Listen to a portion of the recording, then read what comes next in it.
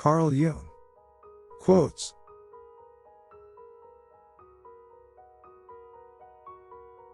The meeting of two personalities is like the contact of two chemical substances. If there is any reaction, both are transformed.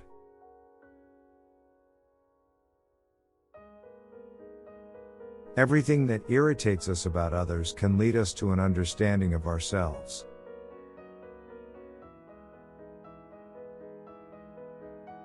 Your visions will become clear only when you can look into your own heart. Who looks outside dreams.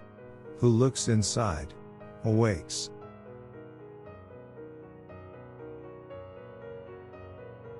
I am not what happened to me. I am what I choose to become.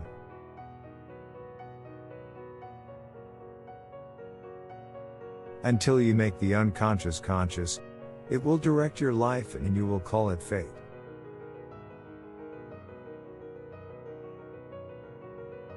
You are what you do, not what you say you'll do.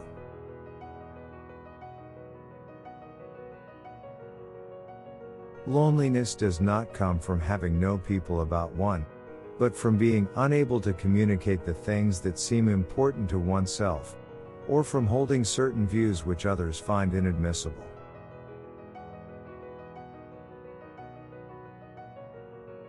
Knowing your own darkness is the best method for dealing with the darknesses of other people.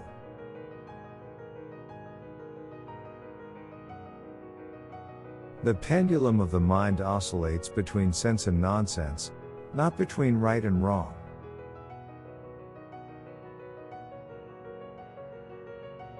Every form of addiction is bad, no matter whether the narcotic be alcohol, morphine or idealism.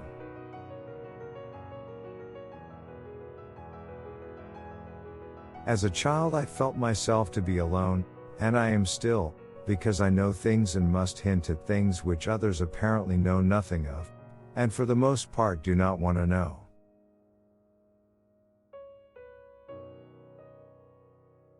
The privilege of a lifetime is to become who you truly are.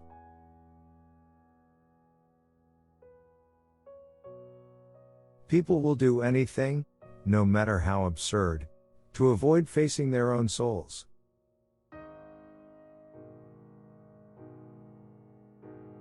The most terrifying thing is to accept oneself completely.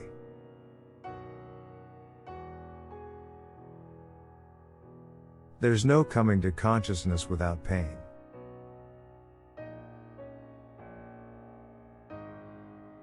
One does not become enlightened by imagining figures of light, but by making the darkness conscious.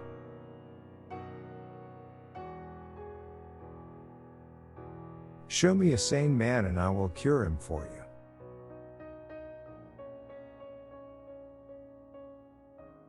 People will do anything, no matter how absurd, in order to avoid facing their own souls.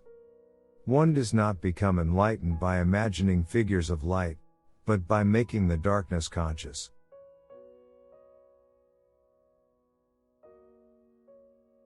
No tree, it is said, can grow to heaven unless its roots reach down to hell.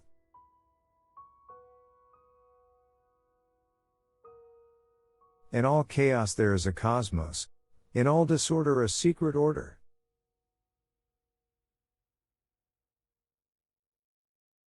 Mistakes are, after all, the foundations of truth, and if a man does not know what a thing is, it is at least an increase in knowledge if he knows what it is not.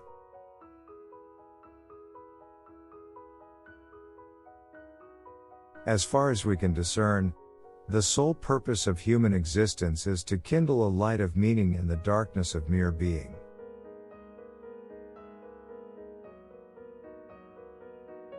Whatever is rejected from the self, appears in the world as an event.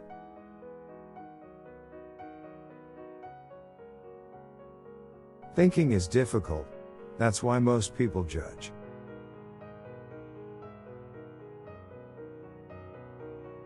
Where wisdom reigns, there is no conflict between thinking and feeling.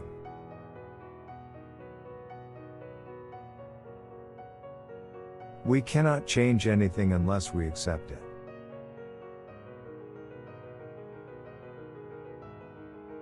The greatest tragedy of the family is the unlived lives of the parents.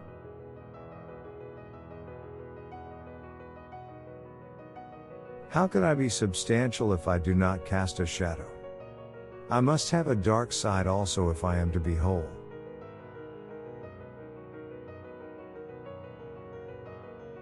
The acceptance of oneself is the essence of the whole moral problem and the epitome of a whole outlook on life. That I feed the hungry, that I forgive an insult, that I love my enemy in the name of Christ, all these are undoubtedly great virtues. What I do unto the least of my brethren, that I do unto Christ.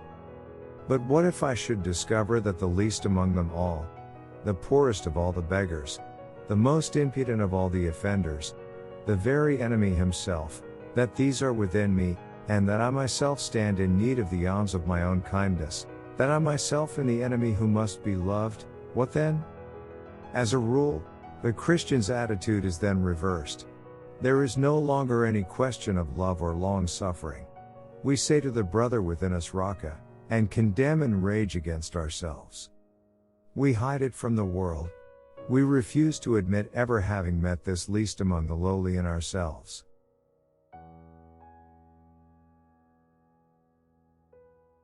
Be silent and listen.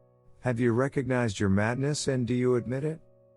Have you noticed that all your foundations are completely mired in madness? Do you not want to recognize your madness and welcome it in a friendly manner? You wanted to accept everything. So accept madness too.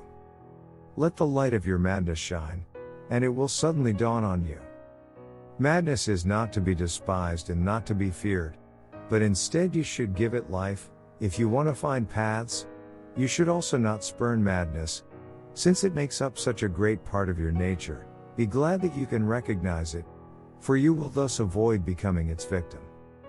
Madness is a special form of the spirit and clings to all teachings and philosophies, but even more to daily life, since life itself is full of craziness and at bottom utterly illogical. Man strives toward reason only so that he can make rules for himself. Life itself has no rules. That is its mystery and its unknown law. What you call knowledge is an attempt to impose something comprehensible on life.